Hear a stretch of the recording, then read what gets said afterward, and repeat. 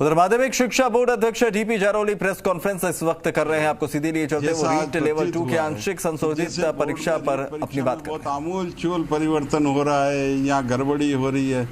मैं आप प्रारंभ से आप सभी साथियों से मैं कहना चाहता हूँ कि रीट परीक्षा में जितनी पारदर्शिता से हमने कार्य किया है और करने का प्रयास कर रहे हैं, माननीय मुख्यमंत्री जी के आचरण से, स्वभाव से और उनके द्वारा दिया गए दायित्व को निभाने के लिए 100% हम उसी अनुरूप कार्य कर रहे हैं।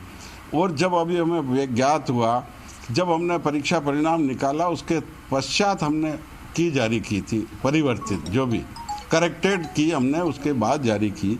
उसके बाद हमने पुनः 8-10 दिन का समय दिया था कि आप बच्चों को कोई भी आपत्ति हो तो वो आपत्ति हमें दें। उन आपत्तियां दोबारा आई, उसमें प्रश्नों के संबंध में भी आई। उन सभी को हमने फिर पुनः विषय विशेषज्ञों को दिखवाया। तो केवल एक प्रश्न में जो मैं अभी आपको की दूंगा, जो हमारी वेबसाइट पे डली हुई है पुरानी अक्टूबर माह की, जिसको हमने जारी किया था, पुनः जारी किया हमने 27 अभी तारीख को नवंबर को। दोनों में केवल एक प्रश्न में अंतर आया है।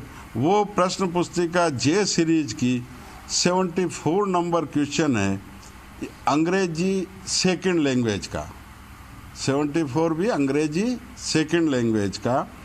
उसमें पहले उत्तर था ए और सी, करेक्ट किया था हमने। अब हुआ है बी और सी। उसमें सी तो एज इट इज है, ए के स्थान पर बी हुआ है।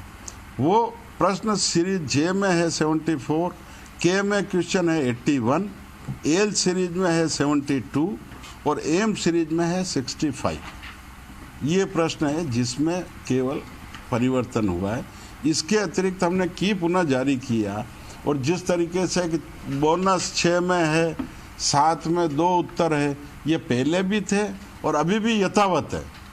वही 6 बोनस और 7 जिनमें हमने 2 उत्तर को सही माना है, वह पुनः उसी प्रकार है, केवल एक प्रश्न में परिवर्तन हुआ है। अब इस परिवर्तन का प्रतिशत आप निकालेंगे तो ये मेरे ख्याल से बहुत कम आएगा, क्योंकि 4 विकल्पों में से 2 विकल्प सही है, 2 में से 1 तो जो पहले था वही सही है, सी। जो अधिकांश अगर प्रतिशत वाइज निकालें तो 80% वही उत्तर सही है, 20% दूसरा जो सही है वो भी उत्तर। हमने दोनों को सही माना है। तो इस पूरे परीक्षा परिणाम में बहुत न्यूनतम स्तर पर मेरे ख्याल से 0.01% विद्यार्थियों के परिवर्तन होने की संभावना है, और वो भी केवल 1 अंक का। कुछ बच्चों के 1 अंक बढ़ सकता है, 1 अंक कम हो सकता है। इससे ज़्यादा परीक्षा परिणाम में कहीं परिवर्तन नहीं है। इसके अतिरिक्त तो उन्हीं बच्चों के परिवर्तन है जो हमने आपत्तियां मांगी है। कुछ बच्चों ने 2-2 फॉर्म भरे थे, जैसे आपको सारी स्थितियां मालूम है।